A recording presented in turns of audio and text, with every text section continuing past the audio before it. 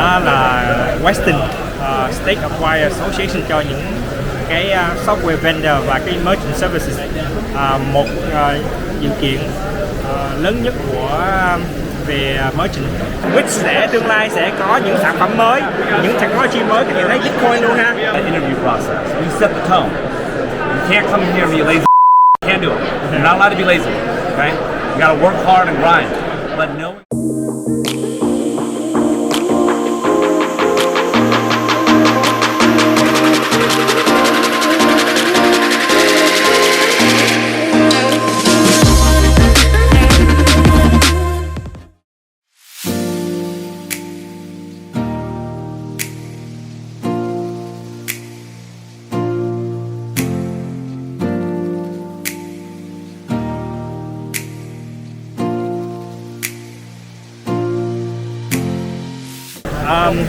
Hello các bạn, mình là Quang from Richmond Solution. Hôm nay mình sẽ dẫn các bạn đi tham quan một sự kiện của công ty, đó là Western State Acquired Association cho những cái software vendor và cái merchant services.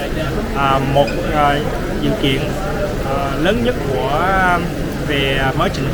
Mình đang ở Nam California ha.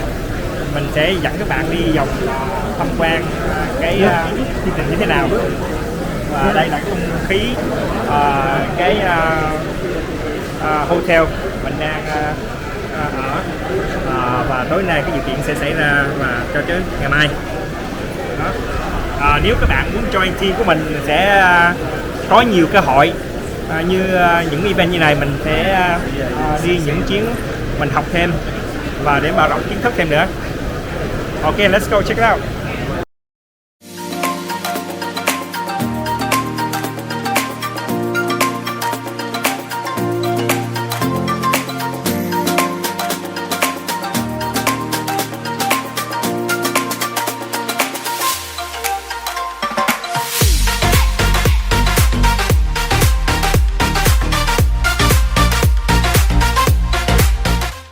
Hello các anh chị, which tương lai sẽ có những sản phẩm mới, những technology mới, các bạn thấy Bitcoin luôn ha, dùng cloud device cho những business của mình có thể accept Bitcoin qua những số đồng này. Đây là một cái sản phẩm mới công ty mình tương lai sẽ có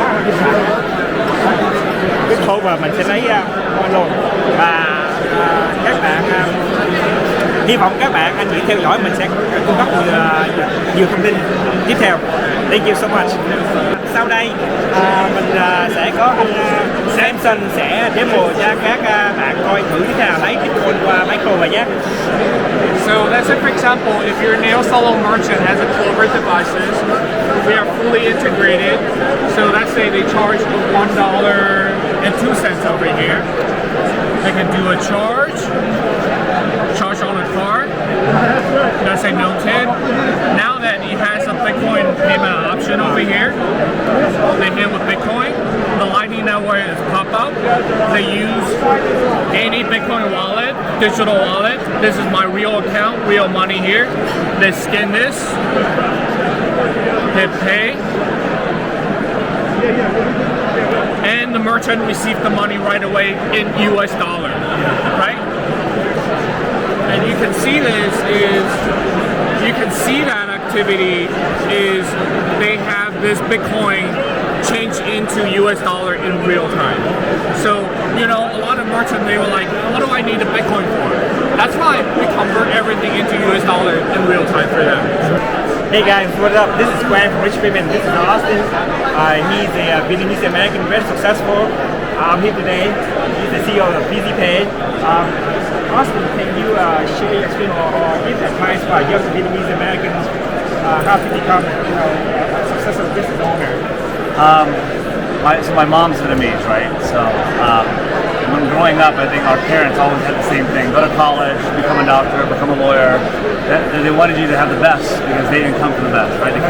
My mom came from the war, from Vietnam to America, and she worked as a seamstress, 12-hour days, 7 days a week. So they want you to be successful, right?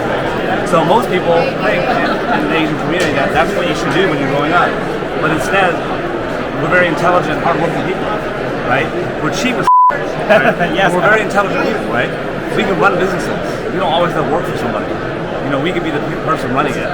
And I think that taking advantage of opportunities and being risky is opposite than what our parents were. Our moms, my mom specifically, what kind of she risked coming to America, but after that she wanted to keep everything, every dollar she could to survive here, right? It's a new country.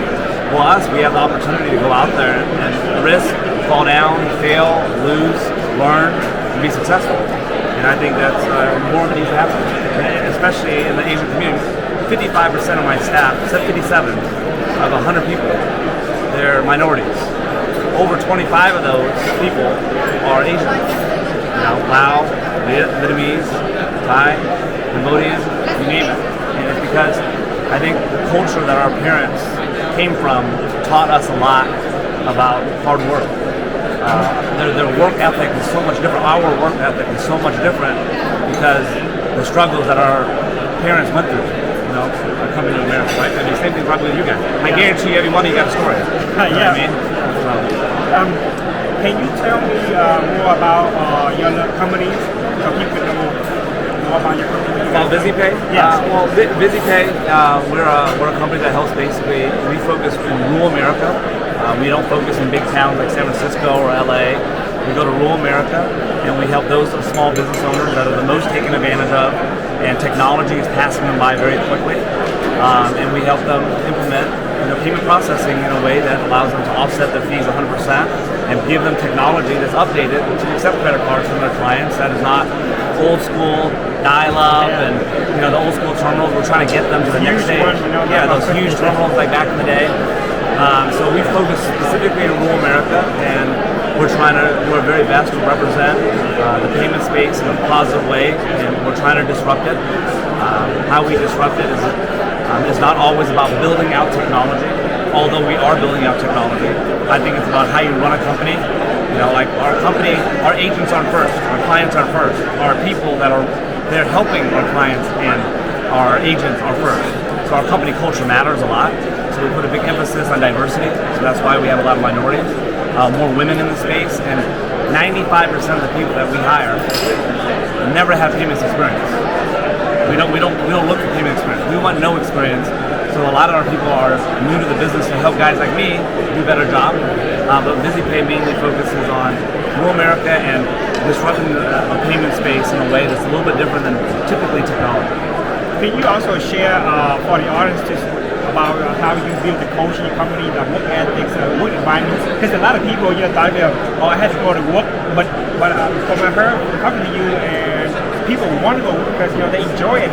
Can you share a little bit more people to understand? Because a lot of people think the work's stressful, but the way I see you is different, very unique.